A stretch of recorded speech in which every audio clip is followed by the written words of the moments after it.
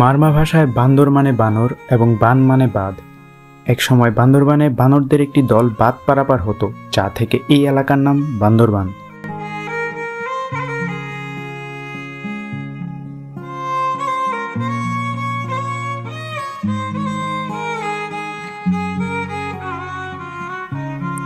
এই অঞ্চলটি প্রায় 1550 সালের দিকে প্রণীত বাংলার প্রথম মানচিত্রে বিদ্যমান ছিল। বান্দরবানে পাহাড়, নদী, ঝর্ণা এবং উপজাতীয় সংস্কৃতির এক মনোমুগ্ধকর মিলন দেখা যায়। কেওক্রাডং, নীলগিরি, চিম্বুক পাহাড় সহ বিভিন্ন দর্শনীয় স্থান পর্যটকদের আকর্ষণ করে। বাংলাদেশের সর্ববৃহৎ পর্বত শৃঙ্গ তাজিংডং বান্দরবানে অবস্থিত। সাঙ্গু নদী বান্দরবানের প্রধান নদী, যা মায়ানমারের আরাকান রাজ্য থেকে উৎপত্তি হয়ে বান্দরবানের মধ্য দিয়ে প্রবাহিত হয়েছে। এছাড়া আরও দুইটি গুরুত্বপূর্ণ নদী হল মাতামুহুরী ও বাঁকখালী নদী। নিরাপদে বান্দরবান ঘোরার সঠিক সময় শীতকাল, কিন্তু বান্দরবানে আসল সৌন্দর্য ও রোমাঞ্চকর মুহূর্ত পাওয়া যায় বর্ষাকালে। তাই আমি অ্যাডভেঞ্চারের জন্য বেরিয়ে পড়ি বান্দরবানের গহীনের উদ্দেশ্যে। আমার আজকের যাত্রা শুরু হয় নরসিংদী রেলওয়ে স্টেশন থেকে। রাত 10:30-এ মহানগর এক্সপ্রেস ঢাকা থেকে 9:15-তে ছেড়ে আসার কথা। ট্রেন থেকে বাহিরের দৃশ্য ও ছোট একটি পাওয়ার ন্যাপের পর চলে আসি চট্টগ্রাম স্টেশন সকাল 5:30-এ। ট্রেনটি 3:30-এর দিকে চট্টগ্রাম আসার কথা হলেও 2 ঘন্টা লেট হয়ে যায়। ট্রেন ও এর সিটের উপর নির্ভর করে টিকিটের মূল্য আনুমানিক 450 টাকার মধ্যে হওয়ার কথা। বুদ্ধি করে 6:15-এর সৈকত এক্সপ্রেসে চট্টগ্রাম থেকে চকরিয়া পর্যন্ত 90 টাকা করে টিকিট ক্রয় করি। আপনারা চাইলে বাসেও চকরিয়া আসতে পারেন। ভাড়া লোকাল বাসে 150 টাকা, মার্সা ও সৌদিয়া বাসে 240 টাকার মতো হতে পারে। এরপর ট্রেন থেকে সুন্দর দৃশ্য দেখতে দেখতে চলে আসি চকরিয়া।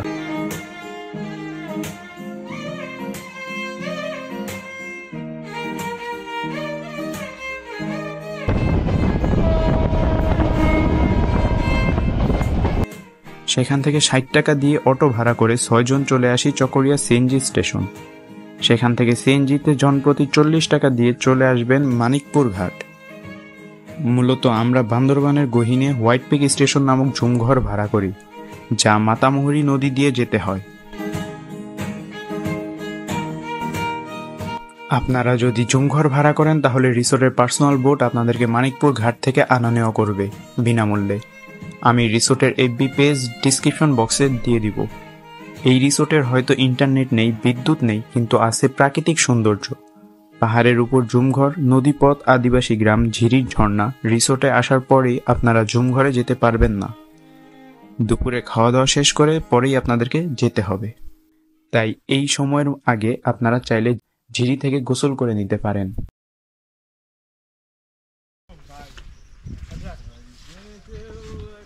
এইখানে প্রচুর কাদা পানি, বারবার জুতা আটকায় যাইতেছে। একসময় কি হয়েছে, আমার জুতা আটকায় গেছে, টান দিছি, এখন জুতা এক সাইড ছিঁড়া গেছে, এখন ভালো মতো ছিঁড়ে নাই। সবাই চেষ্টা করবেন একটা স্যান্ডেল নিয়ে আসার জন্য, কারণ পাথর টাথর আছে, ব্যথা পাইতে পারেন। সো আরও অনেক দূর যাইতে হবে। এখনও মাত্র একজন লোকের সাথে দেখা হয়েছে, স্থানীয়, উনি বললো আরও 15-20 মিনিট লাগবে। কমপক্ষে আমরা আধা ঘন্টা ধরে হাঁটতেছি। সো দেখা যাক, যাই ওইখানে যাই, যদি ভালো পানি পাই তাহলে আসলে লাইফটা মানে আমি নিজের বুঝ দিতে পারবো যে না আমি সার্থক, নাহলে একদম আফসোস করতে হইব। কারণ এত দূর হাইটা যাইতেছি, পরে যদি ভালো পানি না পাই তো যাই, সামনে যাই। আর রাস্তা কিন্তু অনেক বেশি রিস্কি, মানে আপনি যদি ব্যালেন্স না রাখতে পারেন পইরা যাওয়ার চান্স অনেক বেশি। হয়তো ভাই হাতটা চলতে পারে, তাছাড়া বেশি কিছু হবে না। রাস্তাটা একটু আপনার আমি দেখাই, তাহলে আপনি বুঝতে পারবেন।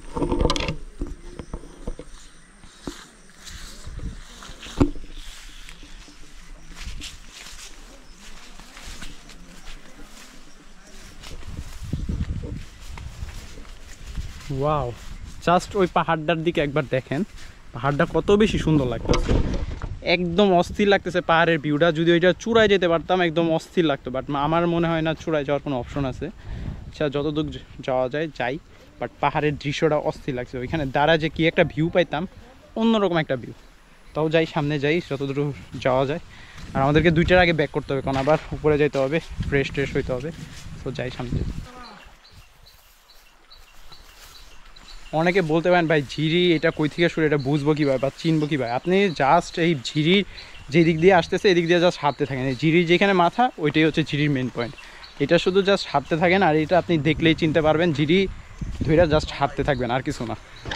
আমি আপনাদেরকে দেখাই আসলে ঝিরিটা কিভাবে তৈরি হয়। দেখেন এই পাহাড়গুলা থেকে পানিগুলা, বৃষ্টির পানি আস্তে আস্তে করে নিচে নামে আসতেছে, এই এখানে দিয়ে আসতেছে, ঠিক আছে। এই পানিগুলো এসে এই যে এইভাবে ঝিরির মতো, ঝর্ণার মতো পড়তেছে, কিন্তু এটা অনেক নিচু আর পানি অনেক কম, তার কারণে স্রোত অনেক কম। কিন্তু এটা যদি কোনো বড় পাহাড় থেকে, আরও বড় পাহাড় থেকে বেশি পানি পড়তো বা বৃষ্টি হতো, এইখান দিয়ে দেখতেন আরও বেশি পানি পড়তেছে, আর এটা আরও বড় করে ঝর্ণার আকার সৃষ্টি করতেছে। এটাই হচ্ছে ঝর্ণা কীভাবে সৃষ্টি হয়, এটার মূল কাহিনী। এইভাবেই মূলত সবগুলো ঝর্ণা আসলে তৈরি হয়। আর এইভাবেই ধরেন যখন পানির স্রোতগুলো আরও বেশি পড়ে, তখন এই নদীতেও স্রোত বাড়তে থাকে। এটাই হচ্ছে কাহিনী, ঝর্ণা বা ঝিরি যেটাই বলেন। আমরা এখন ঝিরির খুব কাছাকাছি চলে আসছি। এটা আমি কিভাবে বুঝলাম একটু দেখাই আপনাদেরকে। এই যে দেখেন, এই স্রোতটা দেখে আমি বুঝতেছি স্রোতটা কিন্তু আস্তে আস্তে বাড়ছে, তার মানে ঝিরিটা খুব কাছেই। আর অনেকেই কি করবেন যে এইখানে এসেই ভাই গোসল করে চলে যাবেন, মজা নাই। এইখান দিয়ে যাওয়ার রাস্তা আছে, আর একটু সামনে গেলেই একদম পুরোপুরি পাওয়া যাবে। রিসোর্ট থেকে বলছিল আধা ঘন্টা 40 মিনিট লাগবে, সো একটুকু হাঁটলে ইনশাল্লাহ ঝিরিটা পেয়ে যাবো। আর আপনারা চাইলে এই ঝিরি পানি খাইতে পারেন, একদম স্বচ্ছ পানি, ক্লিয়ার পানি খাইতে পারেন চাইলে। সো আমরা হাঁটতে হাঁটতে অনেক দূর আসছি, বাট ঝিরি এখনও খুঁজে পাই নাই। আমার কাছে মনে হয় ঝিরিটা এই যে এখানে একটা ধারা আছে, এই ধারার একদম মাথাটা হচ্ছে ঝিরি, ওইখানে আমরা যাব। এখানে মনে হয় পরিষ্কার পানি পাবো, ওই পানিতে আমরা দেন গোসল টোসল করবো, দেন ফ্রেশ হবো, দেন আবার আমরা ব্যাক করবো, খাওয়া দাওয়া করবো। দৃশ্যটা কিন্তু অস্থির। আমরা এখানে এক রাত একদিন থাকবো, দেন এখান থেকে চলে যাব হচ্ছে লামা অথবা আলীকদমের জন্য। একটা কথা বলে রাখি, এখানে কিন্তু মোবাইল নেটওয়ার্ক নাই, কারেন্ট নাই, একদম সব কিছু থেকে আলাদা। সো পাওয়ার ব্যাঙ্ক অবশ্যই আনবেন, একটু মানে চেষ্টা করবেন পাওয়ার ব্যাঙ্কে যাতে বেশি চার্জ থাকে বা বড় পাওয়ার ব্যাঙ্ক আনতে, নাহলে কিন্তু একটা ঝামেলায় পড়বেন। আর অবশ্যই নেটওয়ার্কটা আপনি পাহাড়ের উপরে পাবেন, যেই মানে রিসোর্টের মেন জায়গায় গেলে, বাট নিচে পাওয়া যায় না একদম। তো চাই এখন গোসল করি, দেন ফ্রেশ ট্রেশ হয়ে আপনাদের সাথে দেখা করছি। আর আপনারা ততক্ষণ এই রাস্তার সৌন্দর্যটা উপভোগ করেন।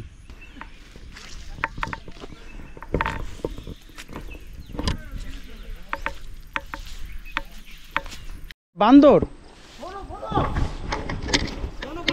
ভাই, বান্দরবন এসে বান্দরের সাথে দেখা গেছে, এটা আমি কোনোদিন কল্পনাও করি নাই। মানে হঠাৎ করে কি যেন একটা টান পড়লো, আমিও বা, কারণ এখানে তো মানুষ থাকার কথা না। পরে চায়া দেখি এর তো বানর। ও মাই গড, আমি ফার্স্ট টাইম বানর মানে খাঁচা ছাড়া দেখতেছি, খাঁচা ছাড়া দেখতেছি। এর আগে চিড়িয়াখানায় দেখছি, বাট খাঁচা ছাড়া প্রথমবার দেখছি এরকম লাফালাফি করতেছে সামনে। কারণ বুঝতেছি না সামনে যাওয়াটা কি ঠিক হবে কিনা, কারণ এখন বানর দেখছি, কখন আবার কি হাতি টাতি দেখা পারে। আচ্ছা দেখি আর একটু সামনে যে, তারপর দেখতাছি।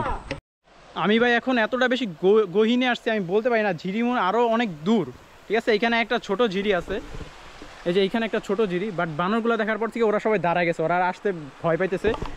ওরা বলতেছে সামনে আরও ভয়ঙ্কর কিছু থাকতে পারে, কারণ এই জঙ্গলি বানরগুলো কিন্তু একটু ভয়ঙ্কর টাইপের, আপনার সাথে যে কোনো কিছু করতে পারে, ওরা হিংস্র টাইপের। সো ওরা ভয় পাইতেছে, আমারে না করতেছে। তাও আমি অনেক দূর আসছি, এখন বুঝতেছি না। কিন্তু মানুষজন এখান থেকে গেছে এটা আমি শিওর। পায়ের ছাপ আছে এখানে, একটা যে কি বাঁশের লাগায় রাখছে যাওয়ার জন্য, মানুষজন আসছে। ওরা মনে হয় অনেক বড় টিম নিয়ে আসছে, মানে ভালো অভিজ্ঞ। বুঝতেছি না, একটু ভয় ভয় লাগছে। আচ্ছা দেখি কি করা যায়, নাহলে সামনে থেকে গোসল করে ফেলবো, কিছু করার নাই। মানে একটু ভয় ঢুকে গেছে আর কি। আপনারা চেষ্টা করবেন একটু অভিজ্ঞ গাইড নিয়ে আসতে। আমরা গাইড আনি নাই, রিসোর্ট থেকে বলে নাই গাইড আনার কথা।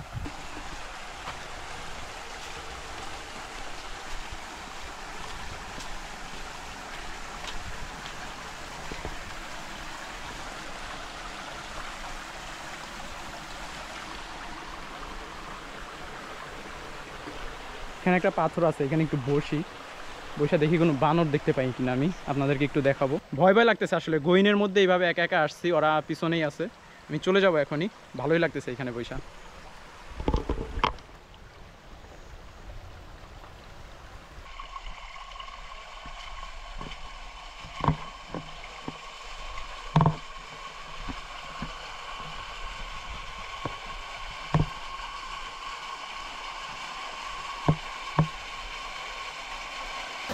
এদুরই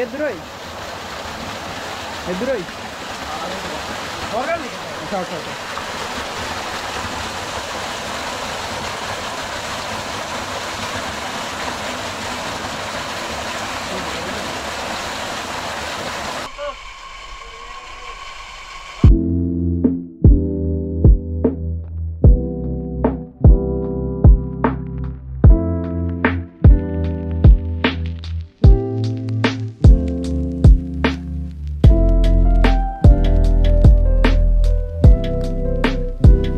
আমি ওদের কাছে আরও একটু সামনের দিকে আসছি, এখানে এসে আমি একটা অস্থির ভিউ পাইছি, এটা আমি মিস করছি জাস্ট একটু ভয়ের জন্য, বাট এখন একটু সাহস করে আসছি, জাস্ট জিনিসটা আপনাদেরকে দেখাই। এইখানে আসলে মেইনলি সবাই গোসল করতে আসে, বাট আমরা একটু আগে করে ফেলছি।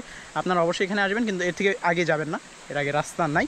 সো নতুন রাস্তা বানানোর কোনো দরকার নেই, জাস্ট এখান থেকে এসে ঘুরে যাবেন। আমি আপনাদেরকে দৃশ্যটা একটু দেখাই, তাহলে আপনারা বুঝতে পারবেন আসলে কত সুন্দর এই জায়গাটা। জাস্ট ভিউটা দেখেন একবার, দুই পাশে দুইটা ঝিরি আসছে, ওই ঝিরিটা একদম অন্য দিক থেকে আসছে, ওইটা আমি জানি না কই, এইখান দিকে আসছে। হ্যাঁ, জলপ্রপাতটা এইদিকে গেছে, ঠিক আছে, এই দিক দিয়ে গেছে, সামনে যেয়ে মিলিত হয়েছে দুইটা ঝিরি।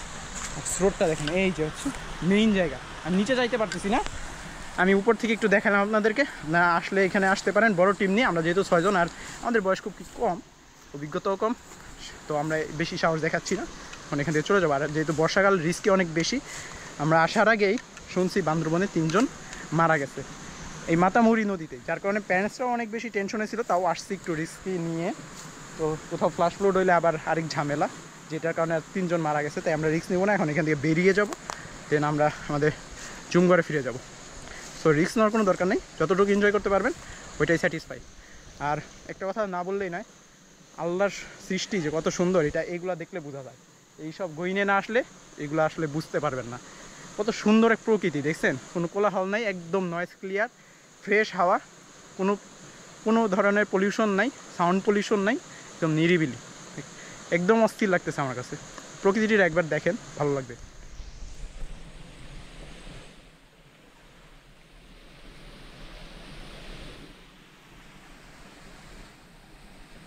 একটা জিনিস কল্পনা করেন, আমরা এতটা গভীরে আসছি যে এখানে পানির স্রোত আস্তে আস্তে, আমরা এখানে বানর দেখতে পাচ্ছি, বানর কিন্তু কোলাহলে তেমন একটা থাকে না।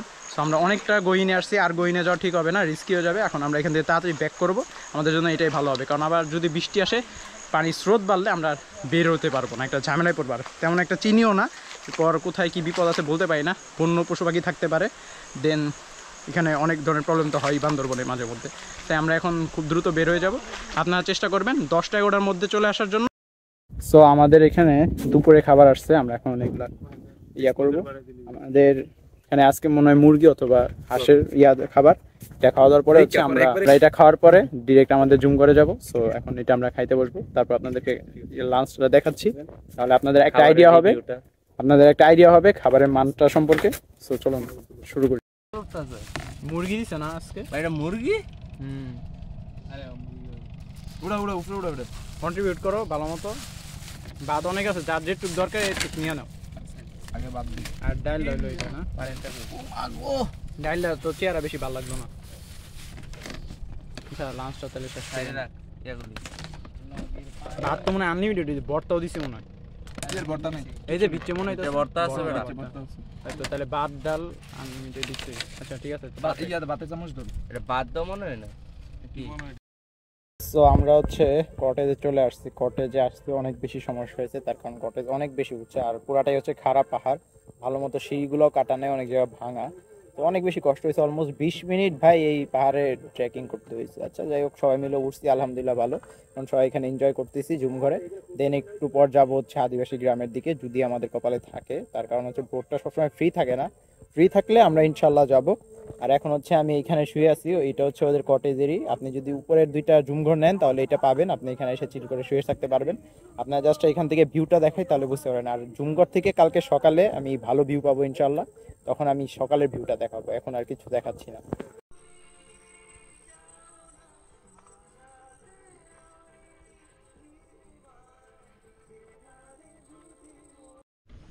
সো আমরা এখন জুমঘর থেকে নিচের দিকে যাচ্ছি, দেখি আমরা বোট পাই কিনা, বোট পাইলে আমরা আদিবাসী গ্রামে ঘুরতে যাব। আমি আসলে ওঠার সময় ভিডিও করি নাই, কাঁধে ব্যাগ ছিল, অনেক বেশি কষ্ট হইতেছিল, যার কারণে ভিডিও করার কোনো স্কোপই ছিল না। আর এত বেশি খারাপ পাহাড় যে দেখা গেছে ভিডিও করতে গেলে আমি পড়ে গেলাম, আর পড়লে তো একদম শেষ, ভিডিও আর আসবে না।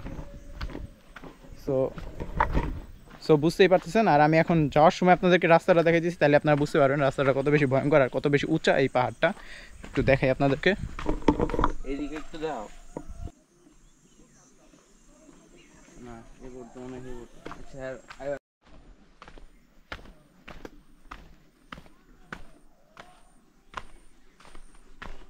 একটা জিনিস কি জানেন, আপনার কনফিডেন্সটাই মেন। কনফিডেন্স যদি আপনার বেশি থাকে এগুলো করা আসলে কোনো ব্যাপার না, বাট কনফিডেন্স হারাই ফেললে কিছু অন্য মানে ভুলভাল কিছু হয়ে যেতে পারে। আর যেটা সবথেকে বড় বিষয় হচ্ছে, নামছি তো অনেক সহজে, বাট ওঠার সময় যে কী হবে আল্লাহ ভালো জানে। তারপরও এটাই অ্যাডভেঞ্চার। এরকম অ্যাডভেঞ্চার করতে হলে আপনাকে অবশ্যই বান্দরবন আসতে হবে এবং এইসব রিসোর্টেই করতে হবে। আমাদের কিন্তু জুমগড় নিচে একটা দিছিল, ওটা হচ্ছে প্রিমিয়াম কটেজ, আমি ওটা নেই নাই। তার কারণ আমাদের ট্রেকিং করতে হবে, আমরা আসছি এনজয় করার জন্য। আমরা কি বয়লার মুরগি নাকি যে ওইখানে বসে থাকবো? আসছি সবাই মিলে এনজয় করার জন্য, ট্রেকিং করার জন্য, ট্রেকিং করে জুম করে থাকবো, এটাই তো মজা, তাই না? এই জন্য সবসময় চেষ্টা করবেন বেশি অ্যাডভেঞ্চার যেখানে সেইগুলোতে একটু বেশি এনজয় করার জন্য, যাতে আপনাদের এই জিনিসগুলো মানে আপনার ফুল লাইফে এটা মনে থাকে। যদি ওইখান থেকে ঘুরে যেতাম বলতাম যে ভালো লাগে না এই সে, বা মনে রাখার মতো কিছু না। কিন্তু এই যে পাহাড়ে উঠতেছি এত কষ্ট, এটা সারা জীবন মনে থাকবে যে আমরা এত পরিমাণ কষ্ট করে তারপর জুম করে থাকছি, এটা সবাই আমরা বলতে পারবো, মনে থাকবে। সো চলো যাওয়া যাক, অনেক বেশি কথা বলে ফেলছি। আর আপনাদেরকে দৃশ্যটাও দেখাই, খুবই সুন্দর, মনোমুগ্ধকর। সো চলুন একটা সিনেমাটিক ভিউর মাধ্যমে পুরো দৃশ্যটা দেখাই।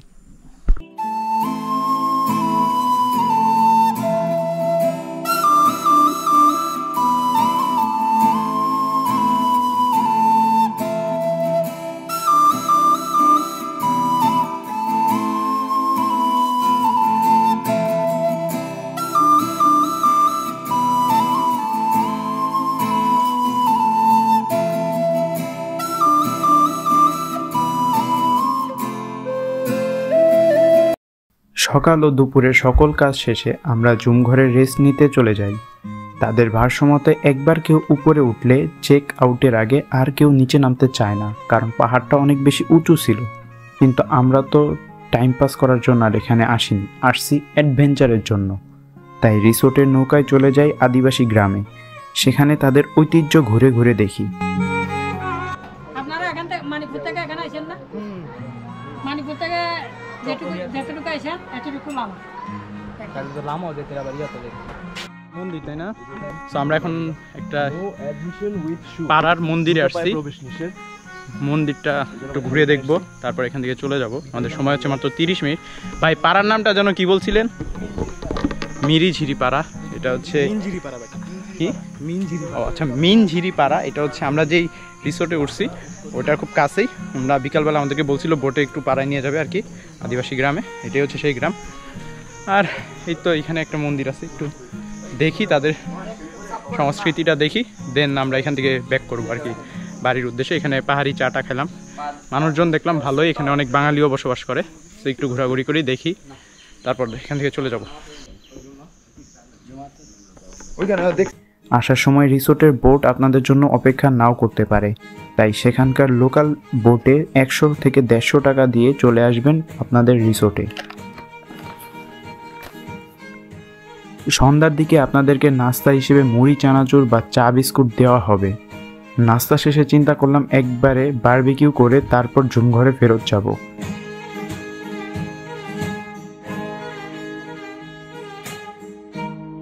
বারবিকিউ শেষে সবাই জুমঘরে ফিরে এসে গানের আড্ডা বসাই